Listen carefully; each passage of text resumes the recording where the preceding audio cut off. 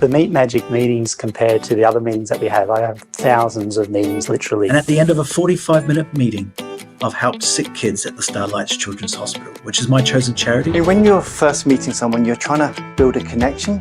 And with Meetings for Good, you just find the connections automatically there. And when I actually think about what Meet Magic does and the opportunity to spend some time supporting the community of our vendors, but also being able to give back.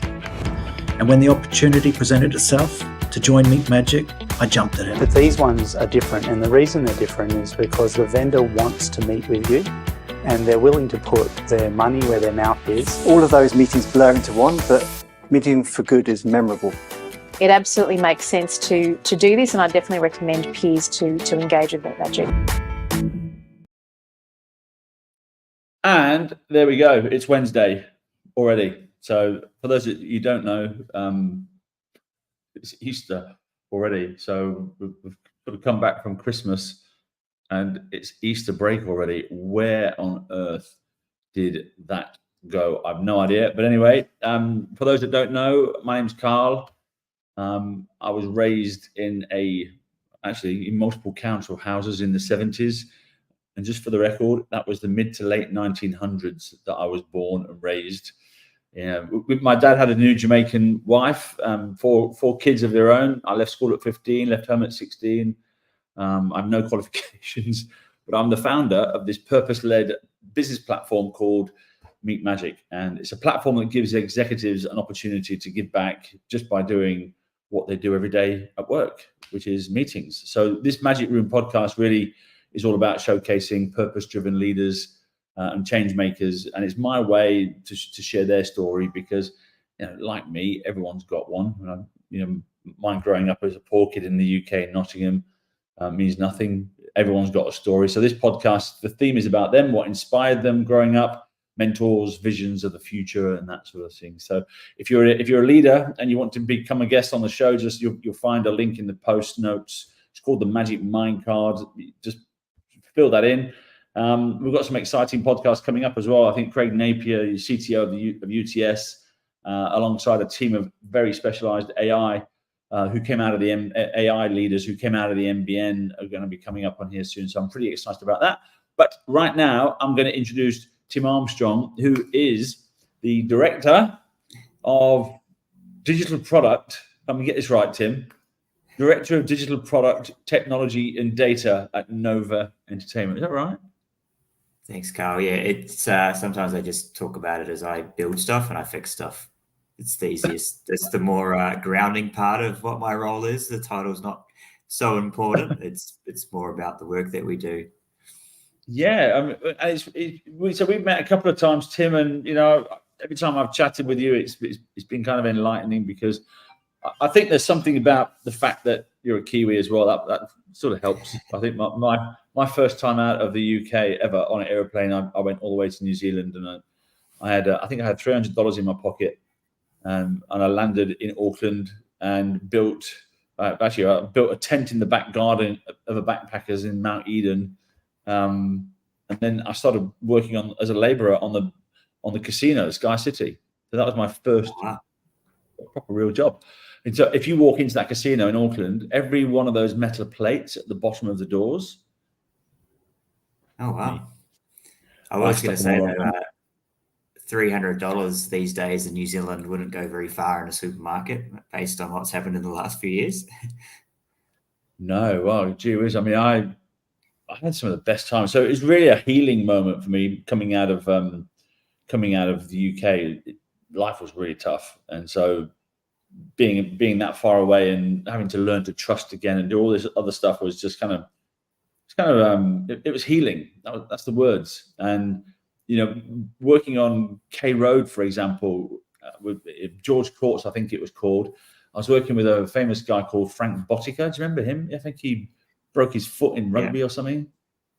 So we worked with him, and then we ended up down, I think, at Otahu. Otahu, as I used to call it, and that was kind of interesting because we were working on King's College, which is a private school, I think.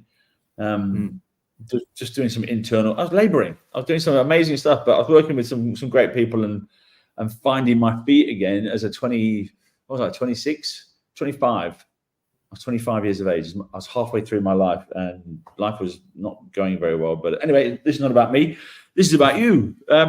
So, Tim, let's start and find out, because you're obviously a chief digital officer, and I ask these questions to all the execs that come on board. I ask them what inspires them growing up, and how did you get to become a chief digital officer, or how did you get to become a CTO? It's kind of weird. We had some execs tell us that it was as simple as them sitting down watching Star Trek as a kid that got them interested in technology. What's your story? Well, look, it's a funny one because admittedly, when I was a kid, far from the top of my mind or even anywhere near my mind was the thought of becoming a digital or a technology leader in a business. I, like you mentioned, I'm a Kiwi, and I, like many Kiwis, had a very wonderful upbringing on dairy farm in rural New Zealand.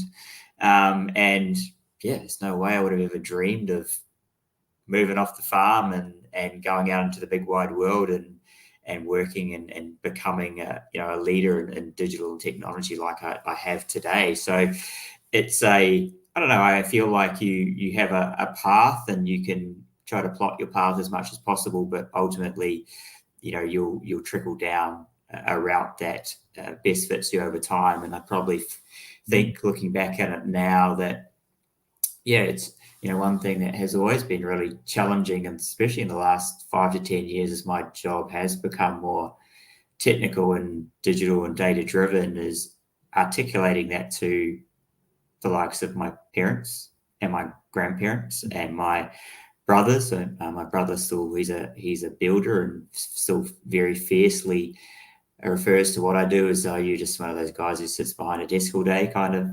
situation, which is, we definitely have our arguments about that. My argument always is, well, I bet you I could do your job better for a day than you could do mine, which is maybe a little bit of a low blow, but there's good banter in it. But yeah, ultimately, when I grew up on the farm, that was the pathway. Is I was from a line of dairy farmers, and the ambition as a young kid was to take on the family farm, be the one that Dad handed that over to, because I was the eldest son as well. But aside from that, and thinking about where I wanted to land longer term, there was a couple of things. One of them was that my parents were very sort of adamant about us, I was one of four, the eldest, and were adamant about us doing a trade or a profession before we were allowed back on the farm. And I was good with numbers, and that was always going to be accounting. And then the other part of that was that, growing up on a dairy farm, you learn to be very self-sufficient. You learn to figure things out. So whilst I didn't have a desire to sort of go into a business and be a technical leader or a digital data leader at that point in time, I got a lot of hands-on experience in terms of problem solving, creative solutions, figuring stuff out, resilience, determination, work ethic, all of those kind of ingredients that, looking back, puts you in a really good position for how you evolve and grow your career over time. And I always like to use the example of the fact that, if you woke up and you felt a little bit ill, or you had a bit of a sniffle or a cough, the cows don't wait.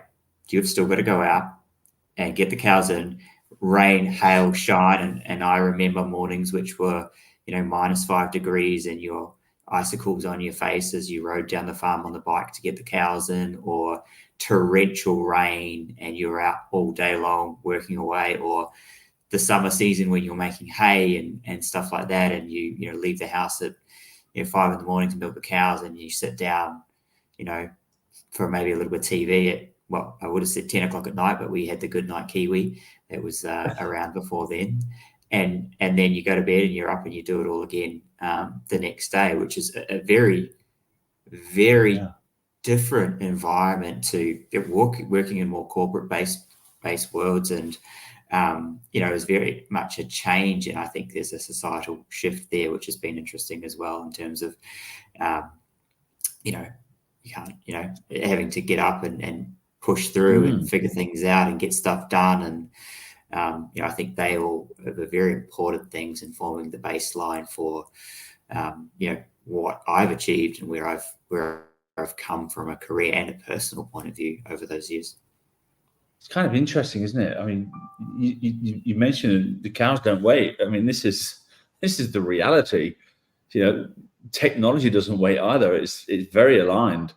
When you think AI right now, it's the way the rate of change that's happening. I mean, these things, the phones that came out every year, a brand new one would come out, so you get this annual cycle of a new phone.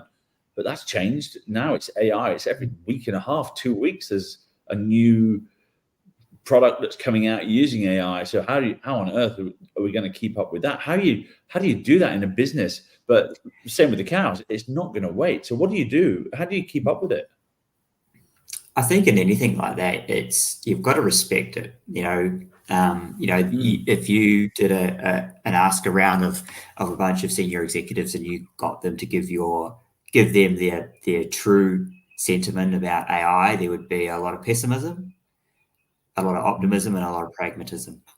And it all makes sense, right? Because this space is changing ridiculously quickly, and a lot of people who aren't technical experts or technical leaders have had the access to a lot of these tools democratized as well. ChatGPT, the access of that is so easy and anyone can get on it. But yeah, trying to keep abreast of that stuff is a bit of a challenge. And I think you need to be really dialed into having a method or approach to be able to do that. So one thing that I'm find myself relatively good at, and people can be the judge of that, is being able to quickly disseminate information and rationalize that. So, people, when I get the question of what was the last book you read, I'm not really a book reader, but I can churn through a large volume of content on the internet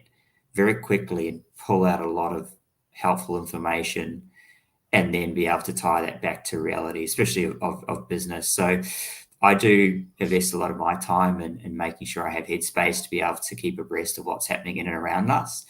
But then also to rationalize and go, actually, what does that mean now? And AI is an interesting one. It's an example. I was at an event yesterday. There was a lot of talk around AI, and I feel like there's a bit of AI fatigue in the room because it sounds great. There's a lot of promises that AI sort of encompasses. There's a lot of opportunity. But at the end of the day, we are all working in businesses, and our core focus is on how do we solve business challenges and how do we capitalize on business opportunities. Now, the challenge with AI at times is there's a disconnect in there as well. So, even trying to find content and articles about businesses who are successfully leveraging AI and delivering value back to the business is hard. And therefore, it means that when you do search that content as well, you've got to be very mindful about what's just fluff and what's actual decent content to take away. So, yeah, I've also always sort of been very open and candid about the fact that one of the greatest tools that I have ever had access to and used and has had in terms of impact to my career is Google search. Yeah. And the fact that it all comes down to asking those right questions. So, yeah, there is a lot going on. There's a lot of noise, but you have to be able to sort of break that down a little bit too and kind of think about, okay, what's the tangible opportunity here and what's the tangible value? And then, for me in my role in particular at Nova, there is a responsibility that I have about helping to take some of that stuff into the business and decode it a little bit and translate that into language that suits the different audiences that we have within the business, because we're like anything, we're a recipe, and we've got a bunch of different people in our business who have different levels of knowledge and understanding and backgrounds and capability. And a lot of their questions are, well, what does that mean for me? I've heard about this thing over here, this AI or this Gen AI and these different things that companies are doing, but what did that mean for us? What does that mean for me? What does that mean for the industry? And to be honest, I like that part of it. And I like being able to decipher and break that stuff down and simplify it, because at times it's also somewhat overcomplicated at times, and it doesn't need to be that complicated and technical, because it does have a very simple articulation if we take our time and really think about it. Yeah, and I think, like anything else, you just expend a little bit of your time to explore new avenues and new opportunities, and that's, I think, where lucky accidents happen, right? Is if you don't actually go and invest some time to have a look at, what's happening in the AI world or cybersecurity or customer experience, you actually kind of miss learning about something new, which potentially could solve a problem, and then obviously have a lucky accident along the way. We see this all the time, and this happens in evolution. Rory Sutherland, who's the vice chairman of Ogilvy, my chief evangelist, he talks a lot about the evolution of bees. And bees, the way the bee world works is that the queen bee does a little waggle dance, and she flies over there, and everybody follows her, and they all back into the farm. They all go into the field, and there's a whole lot of cows there. And so, of course, the bees then go and try and get the flowers and get the pollen and stuff amongst the cows, and they're competing with the cows for the flowers. And so this is what happens in the real world. It's like everybody's always doing the same things that they've always done, so they're always going to have that same outcome, which is getting to the same place as their competitors. But in the bee world, there's always 20% of bees that go the opposite direction, and they go and just drift around, and they fly over the hill, and then over the hill they have a lucky accident, and they found a field full of flowers and no cows. And so this is where I think what we're doing with tech and everything else is, often if we don't go and explore those new avenues, we often miss those opportunities of having something new pop up on our radar. So I think I'm really curious about the farm. Whereabouts was it in New Zealand? Which part of New Zealand was it? So my parents have a dairy farm in the Waikato, East Waikato. So the easiest way I'd often describe that to people is that a lot of people who have visited New Zealand are familiar with either Rotorua or Hobbiton. So if they're familiar with Rotorua, I say, well, my family farm is halfway between Auckland and Rotorua. And then if they're familiar with Hobbiton, I said, Hobbiton's a 15-minute drive from mum and dad's. So it's a good little spot. It's we are right. We sit under the foot of the Kaimai Ranges. So over the back of the Kaimai Ranges is the Bay of Plenty with Mount Wanganui and Tauranga, which, funnily enough, has become the most one of the most densely populated areas in New Zealand, because everyone who comes back to New Zealand from overseas wants to move to Tauranga or the Bay of Plenty because of the lifestyle. Really? Cool. Mount Wanganui. Yeah, Mount Wanganui, if I compare that to what it was when we went there as kids, which is a few years ago now, there is kilometres and kilometres of area that used to be farmland and sand dunes and green grass that is now 100 houses that look exactly the same all the way down. Awful. Papamoa. Yeah, that is awful. I remember spending time there. I spent time in Mount Wanganui. I climbed the mountain as well, and I think there's a shopping centre there called Bayfair. Yep, Bayfair's still there. Is that still there? Yeah, I think I even saw a very famous Kiwi band. I forget what their names were now, but they were just starting up, but they became very famous. I was 25. So it's like I'm 54 this year, Tim. It's like more than 20. It's more than half my life ago, but I still remember Bayfair, and I still remember Mount Wanganui being. I've got pictures upstairs in my backpacker bloody journal of me in Bayfair.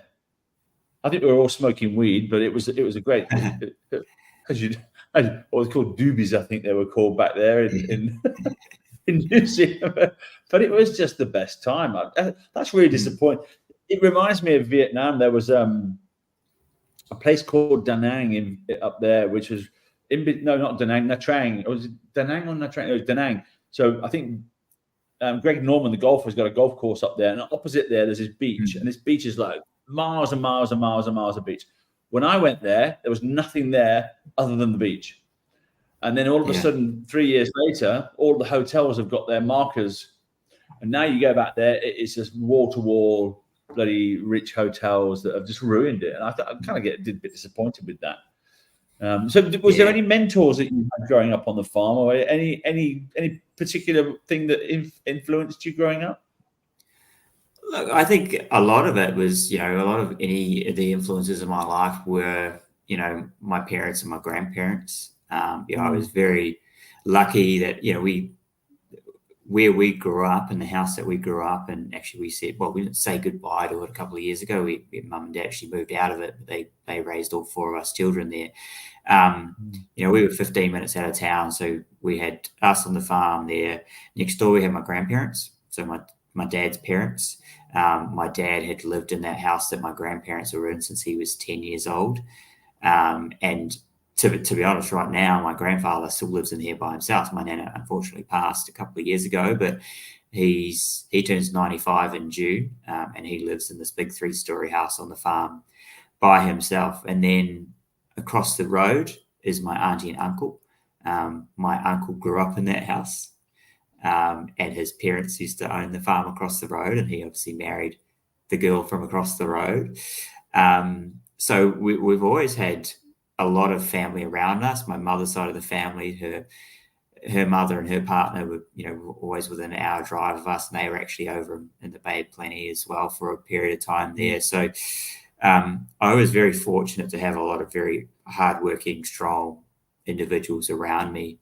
And of all of them, probably my mother the most, who's one of the most resilient people I've ever known in my entire life. So there wasn't a lot of influence outside of the family. Obviously, we had local sports clubs, and being a Kiwi growing up in New Zealand, that always idolised a lot of the All Blacks. So I think there were people there, but obviously a lot of that was instilled into me as a child. And for the most part of my life, I was, do-it-yourselfer, self-learner, self-teacher, and because of some of the capability I had around being able to disseminate information and pull out the right stuff, I kind of, self-made in a lot of ways, because again, where I am today, I was never a technical person or a business person. I was a farm boy who wanted to count numbers as an accountant.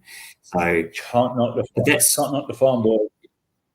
Yeah, and that's changed over time, though. Like, for me, one of the most important things is self-evolution, and continuing to sort of evolve yourself over time. I've probably fallen into a couple of traps there in the past, where I've probably tried to over and evolve in areas and which probably I didn't need to, but now I try to surround myself with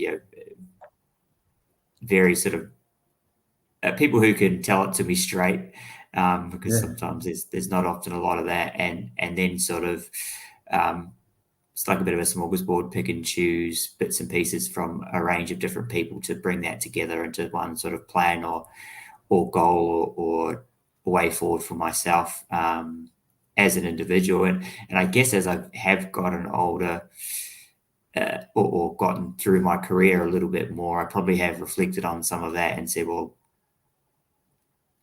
it is maybe kind of weird to some people that I haven't really had a lot of strong mentors through my business career, but I've also acknowledged that now is my chance to give back as well. So I now actually take on the role as a mentor to a lot of different mentees and a lot of people within my network who I've worked with or I've come into contact with who have come to me for advice and guidance and coaching on how they navigate things. And as I have, as I've moved into a life stage where I have, a wife and one kid and another kid on the way, then a lot of that stuff has also become very important to me because of, I think, sometimes the lack of support networks that exist out there for younger people coming through who want advice, who want guidance, who want to better understand how they can operate within a business or a role or grow their career. And that makes me feel good to be able to hand that on. And, it's not always gospel, but it's, being able to provide bits and pieces of information that someone might find helpful, which I think is really rewarding. And you never know just how much a small little snippet of information can add value. I've been the same as you. I grew up pretty much, it's a city, but we were pretty close to. We used to run through the farms, and the farmers would shoot at us because they didn't want us running through their hay. It was like, you couldn't do that today. They'd be arrested. But it was the same sort of thing. Our influencers were other people who I used to dream of wearing a suit to work, because there was there was nobody in my orbit who had a proper job. My dad was a roof tiler. There was nobody in my we were all living in council houses. Everybody was on the dole, or they were selling drugs, or they were doing something to try and make, we were all stealing car radios when the stolen cars would come on the street, and we'd take the radios out and sell them for a tenner, because that's how we survived. That was just the way it was. You did what you had to do, and there was no one that was around to say, hey, by the way, if you do this and do that, you can get there. And I'm like, oh, there was none of those influences. And like you, it was, for me, all my influences were the hip hop artists, the reggae artists, the people that were singing conscious lyrics. And I'd listen to the lyrics, and that was what raised me, which is kind of scary, because my home life wasn't great at all. I mean, I slept on the couch most of my life because there was no bedroom. My three sisters had one bedroom. My brother had another. My mum and dad had another. And I was the only white kid in the family. It was just my influence. But it's shaped who we've become today. And I'm very proud of how strong and resilient I am. Like you, Tim, you can't buy that resilience. You can't. I've seen so many people that have had such a great start in life and got all the trappings of wealth and everything else, and they're just shits. They're not strong. They're not resilient. They couldn't. They'd get a sniffle and they'd pack up. They won't get up and go. They won't get up and go and sort the cows out at 3 a.m. or 4 a.m. when they're sick. It's just, so I think there's a lot to be said about a lifestyle that you've grown up with like that. Where do you? I mean, it's a massive contrast when you think about cows and tech. But how do you go about keeping ahead and where do you see the future of tech? I mean, AI is one thing, but pick something else other than AI. What do you see the trends that are more prominent in your world now? Yeah, look, I think there are lots of sub-trends emerging off the back of some of these new technological advances. Part of me was always very conscious about how much is too much and when's enough. If we think about, the impact that technology is having on our lives. And I went to an event last year, and I believe it was Scott Galloway who was talking, the famous Scott Galloway, who's sort of the marketing philanthropist. And he delivered this, he delivered a message, and he was in a room that had a black background, and he had a black t-shirt on, and he was sitting in a very somber position, and he went through this dialogue about the fears he has around AI and what that could do to the world, and the fact that he fears that young men will start to build relationships with fictional AI characters and they won't leave the house and all of this kind of stuff. And it was incredibly bone chilling. And I think at the moment it's, there's always this balance of excitement about what could happen and fear about what could happen, or a level of discomfort about what could happen. And, I did listen to this really interesting podcast last year, and someone just said, don't think that all this AI technology evolution is not coincidental with the current state of the economy off the back of a major pandemic. It's forcing us as humans to really think about what is really important, and are we just trying to move to a world where our lives are that simple? We don't even need to leave the house. We could get everything we want at our doorstep and not have to talk to people, because that could be very detrimental. So, yeah, I think the exciting part is how some of our roles and jobs can change with the use of AI in particular.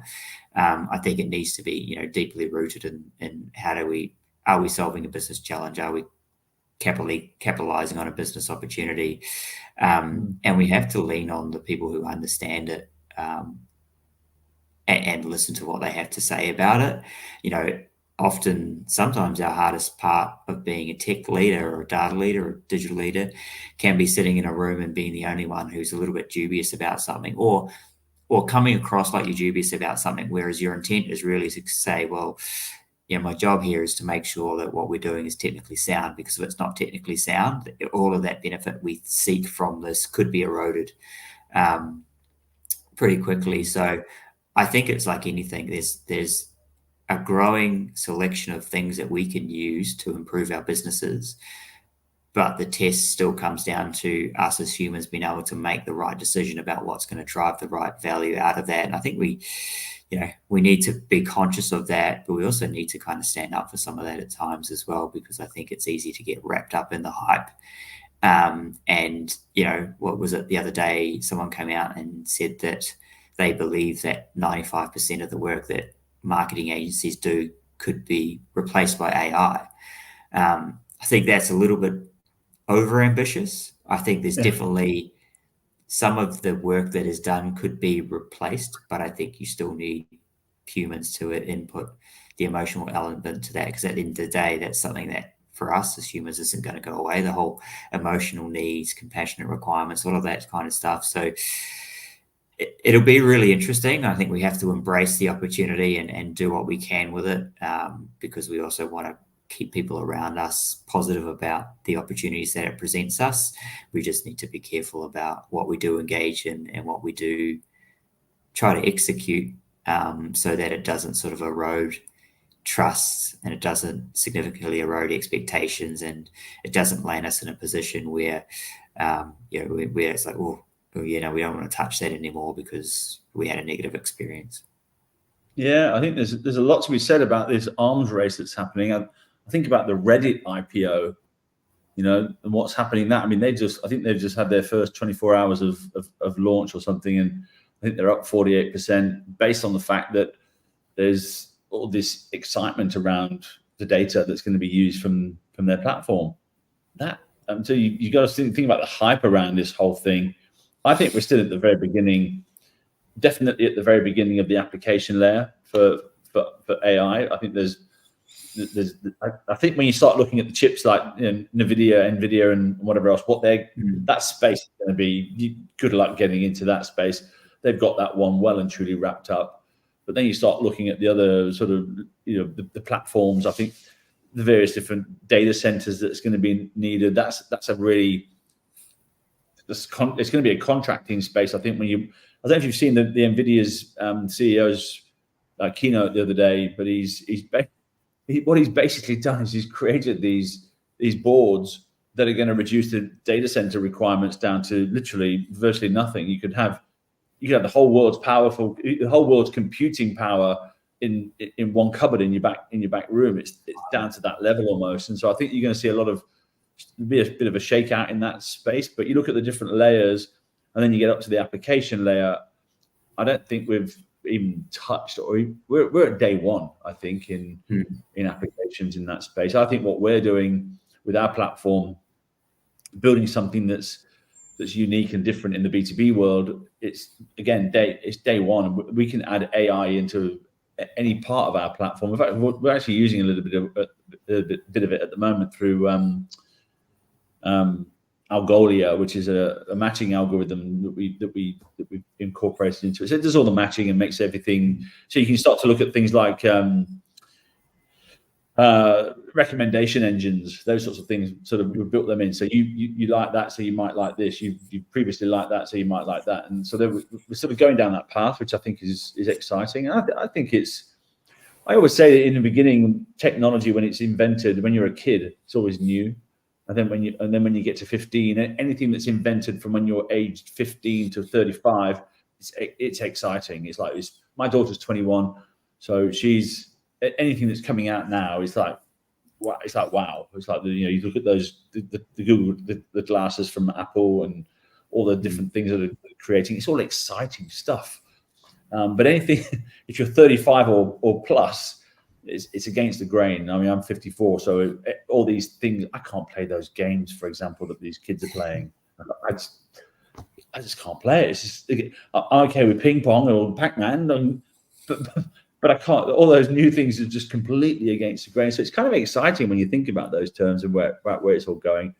So it's, if you're not in tech, or if you think you're in, and I say this to a lot of the execs that come onto the Meet Magic platform, just because you're a CFO doesn't mean you're not in tech. You're in tech. Just because you're in supply chain doesn't mean you're in tech. Because if you're not looking at tech, you're missing it completely. And I think there's opportunities everywhere for them. Yeah, I think there's definitely a shift in the profile of people within a business now, because we're moving very quickly away from single expertise or subject matter experts in single areas, and starting to what was the concept this morning? Stateless jobs, where basically you become a generalist, but you're situated within a team within a business, and it's all very interesting to see what that does longer term to the workforce as well. Like, what does the messaging become to those who are coming up through the high schools who will enter the workforce? What are we saying that they need to have as part of their repertoire, or part of their skill set, before we bring them into a business and give them an opportunity? Or if we do bring them in and give an opportunity, then how do we focus all that time and effort on developing them to make them a little bit broader? But I think we are very quickly entering a space where it's less sort of acceptable for you not to understand technology. You don't need to know the dark depths of it, but you need to have a fundamental understanding of the core principles of how it works and what it does. And I like the fact that CFOs are getting more involved in this stuff as well, because as data and tech leaders, it actually makes us more accountable for making sure that the work we do is contributing to value for the business. The work we do is measurable.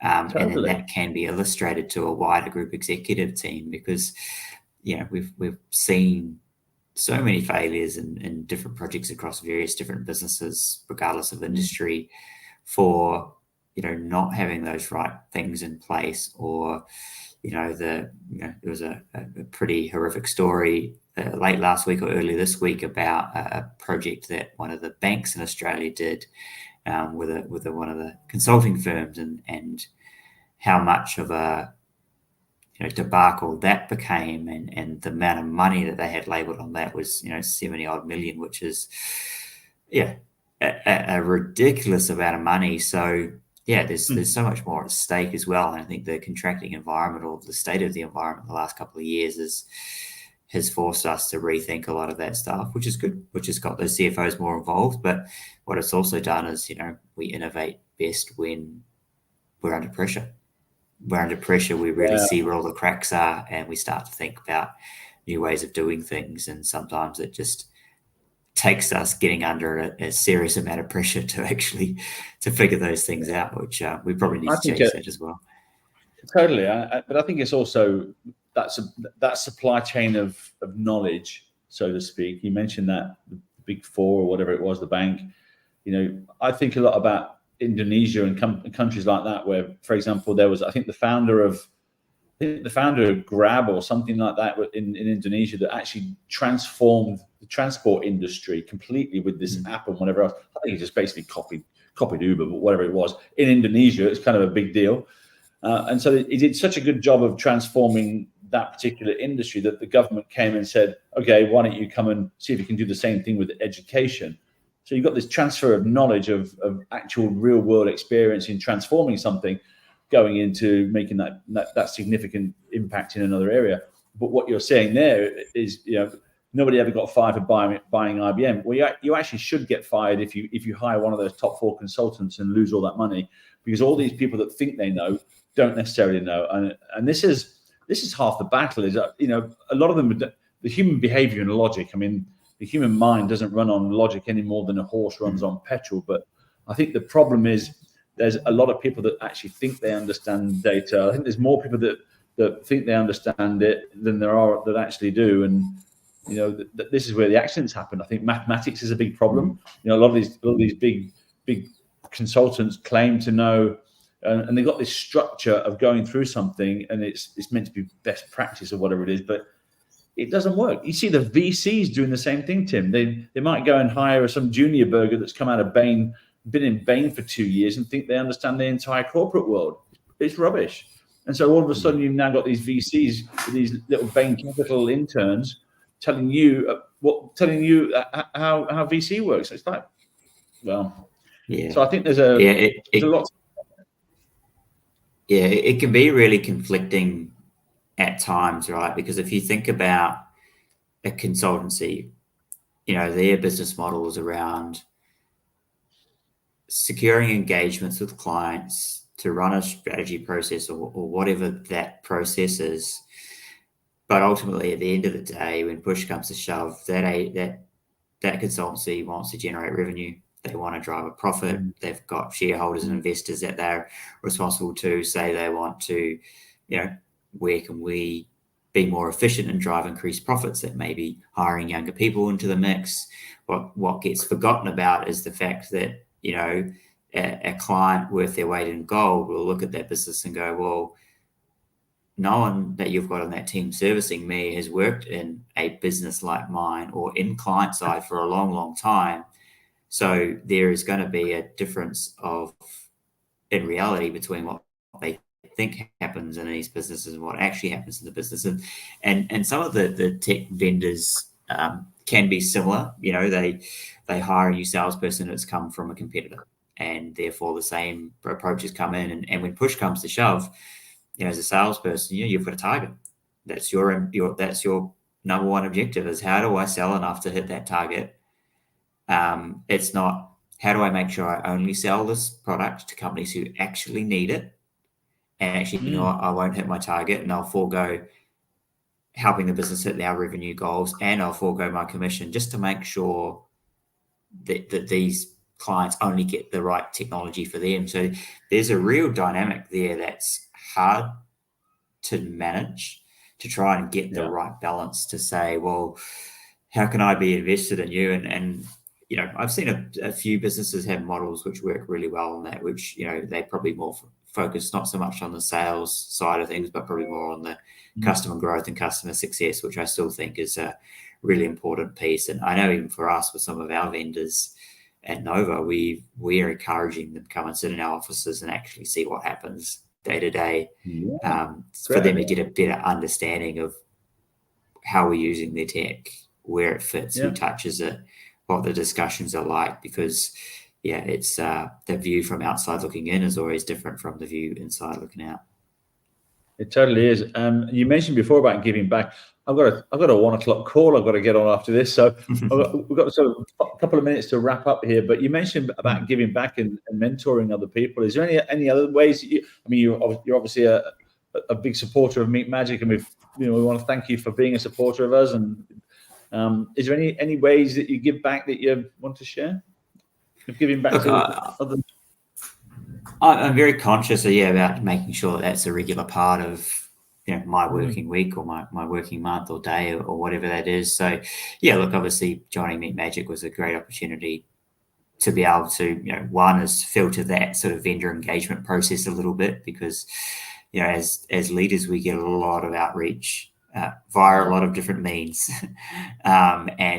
And the quality of some of that is not great, and probably gets the results that reflects the work that's put into it.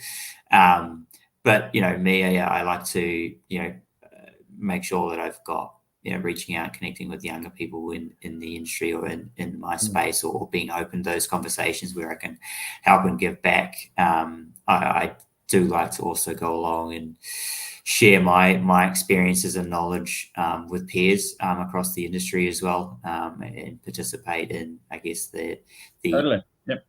events and the networking side of things. I think, especially as a leader, they always talk about it's lonely at the top, and I definitely think that in my position, I didn't have a lot of, we've got some great leaders around me within the business, but in terms of the expertise in certain areas, then I am the top of that ladder, and being able to go out and discuss and in a confidential way with other leaders and other businesses more broadly about some of the challenges we have and overcoming those or some of the opportunities, then there's both a validation piece of that to know you're not alone, but a learning opportunity is that as well. So yeah, I'm always very conscious and aware of paying it forward as well, and that has burnt me a few times where I've paid it forward and it hasn't come back, or something's happened that is contradictory to paying it forward. But I think you also have to accept that you can only control what you do.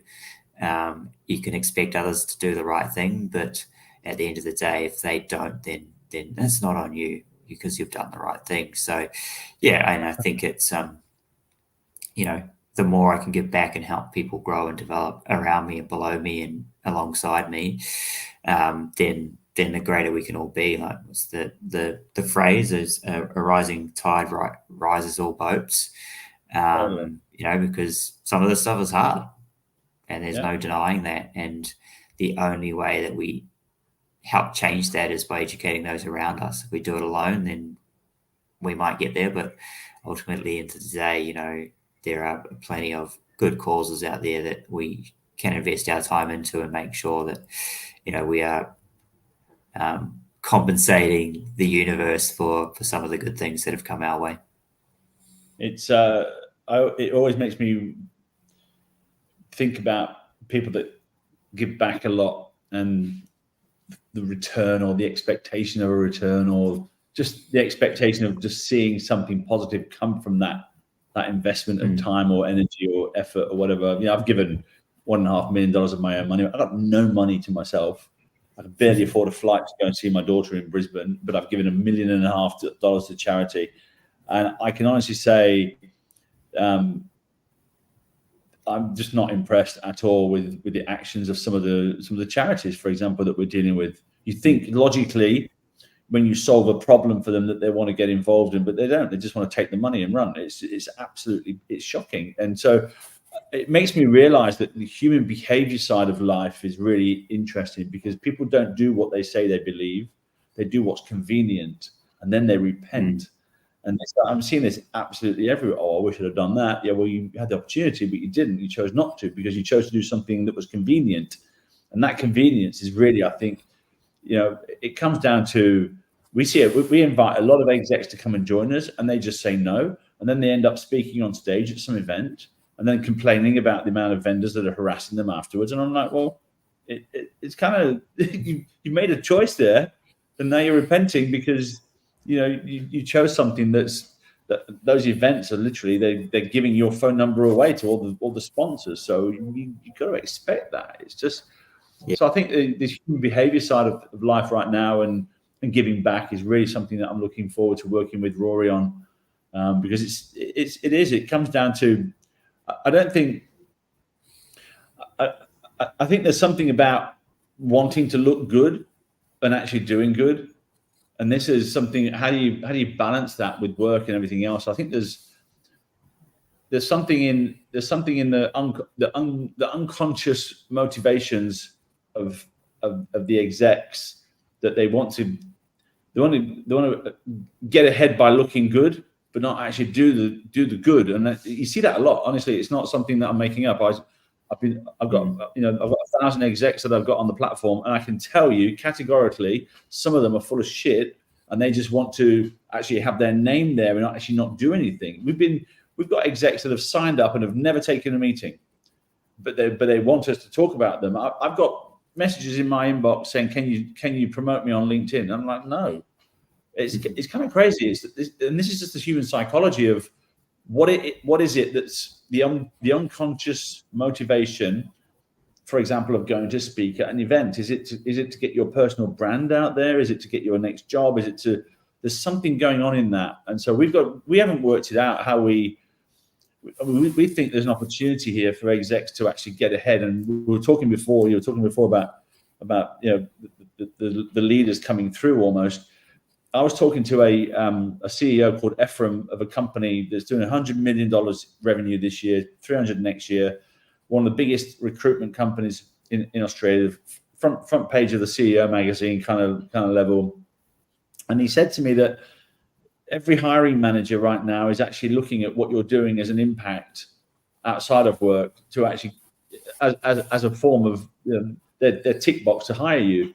So actually these meetings that you're doing on the Meet Magic platform really do go a long way towards helping you get your next job, because hiring managers are actually looking for that purpose and that giving back and that thing. So there's something in that we've got to try and get the messaging out about. We've got a significant lack of women on our platform. We invite just as many women to come and join us. We get told no way more than women. I don't know why. Or women say yes a lot more than and actually don't do anything. Or they'll say yes, but they get carried away and tied up. I don't know what it is. Is it the positioning? Is it us? Is it, I don't know what, but it's human behavior. And then we've got to crack that code somehow and work it out. And one day we will. But Tim, I've got to jump on another call. It's 2 minutes, but I just want to say thank you for your support and for coming on and having a chinwag. We could sit here for hours and change the world, but you're just a good farmer boy, and it's good to chat. We should catch up for coffee, and I'm around Sydney over Easter if you're around. I think I'm going to the UK in April, but if you're around, I'd love to have a coffee. Yeah, sounds good. Easy. Thanks for having me. No, my pleasure. We'll talk to you soon. I'll flick the end switch.